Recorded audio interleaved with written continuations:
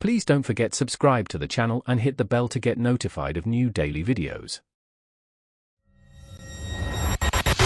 I, Maisie, had always dreamt of a place where the trees outnumbered the people, a quiet haven where I could paint without the suffocating noise of the city.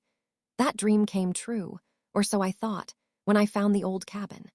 It was tucked deep in a forgotten hollow of the Appalachian foothills, a place so overgrown and secluded it barely showed up on GPS. The real estate agent practically gave it away, muttering something about unusual foundation issues and eccentric previous owners. For an artist like me, craving solitude and cheap rent, it was perfect. The first few weeks were blissful. Morning mist clung to the pines, deer grazed near the porch, and the silence was so profound it hummed. I spent my days exploring, sketching, and slowly breathing life back into the dusty old cabin. It had a peculiar layout. A small, cramped pantry off the kitchen seemed oddly colder than the rest of the house, even in summer. I figured it was just ancient insulation, or lack thereof. The inciting incident happened when I tried to replace the pantry's warped floorboards. They were stubborn, refusing to come up cleanly. After an hour of prying, I finally managed to leverage a particularly rotten plank. Instead of the expected dry earth or concrete, a sickening, dark mass revealed itself.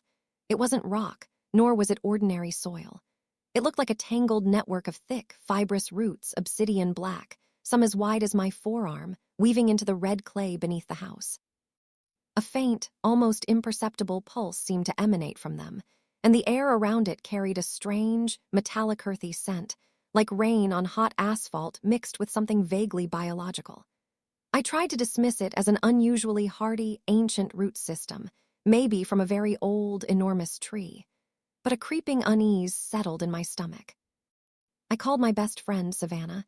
She's a botanist, sharp and practical, and usually has an explanation for everything. She drove up a few days later, initially intrigued. Probably some ancient fungal network, she'd said, crouching over the exposed hole, her flashlight beam dancing over the dark fibers. Or maybe an invasive species that found perfect conditions. But even she paused, a frown creasing her brow, when she felt the faint thrum. It's dense, she murmured, pulling a gloved finger away from a particularly thick strand. And really cold. We started calling it the vein. As the days turned into weeks, the vein seemed to grow. I'd leave the pantry door ajar, telling myself it was to air out the mustiness, but really it was to keep an eye on it. The dark fibers started oozing a thin, viscous sap that glistened faintly.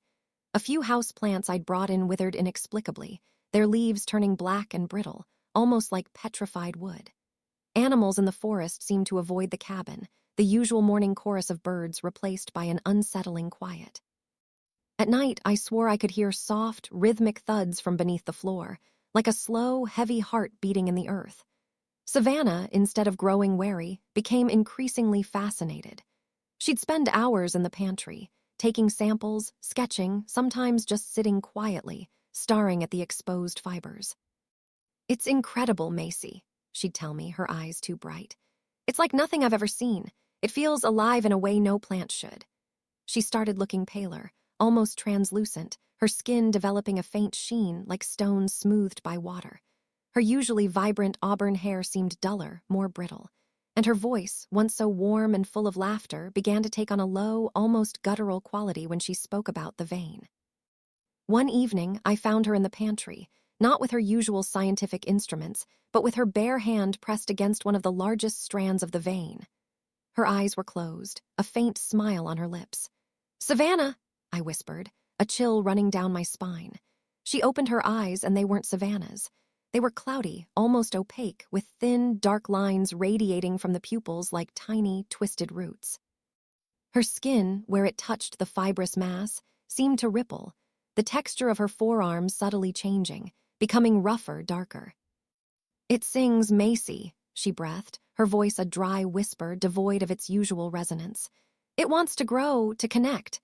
She turned to me, a terrifying hunger in her cloudy gaze. "It wants more." I stumbled back, my heart pounding against my ribs. Her smile widened, showing teeth that seemed a shade too long, too sharp. The faint metallic scent from the vein was now overwhelming, and I realized it was emanating from Savannah herself.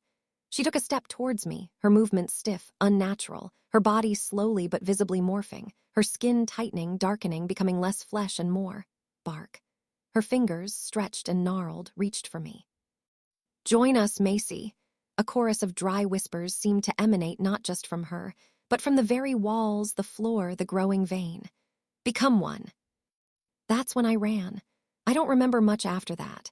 Just the frantic sprint through the woods, the desperate need to put distance between myself and that cabin, between myself and whatever had consumed my best friend.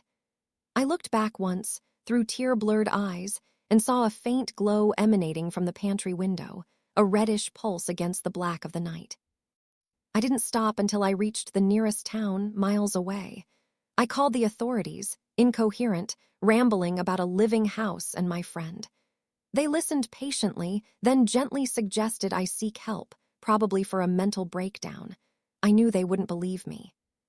So I went back, not to the cabin, but to the road that led to it. I bought kerosene from a gas station, a cheap lighter. The sun was setting, casting long, menacing shadows through the trees. I walked back down that overgrown path, the smell of the pine forest replaced by a new, horrifying odor as I got closer, the metallic earth scent, thicker now, almost suffocating. I poured the kerosene, everywhere, over the porch, through the shattered pantry window, over the old, dry wood. The vein had expanded, I could see it, a dark, creeping blight staining the ground around the cabin. It hadn't stopped. It was growing. I lit the match. The flames caught instantly, a roaring inferno consuming the ancient wood. I watched it burn, a silent scream trapped in my throat, praying that the fire would consume it all, every last fiber of the vein, every horrifying echo of Savannah. I burnt it all, but sometimes, when I close my eyes, I can still feel a faint thrum beneath my own skin. I don't know if it's over or if I just carried a seed of it with me. If you enjoyed this video, please hit the thumbs up button to like it. And please do subscribe to support the channel.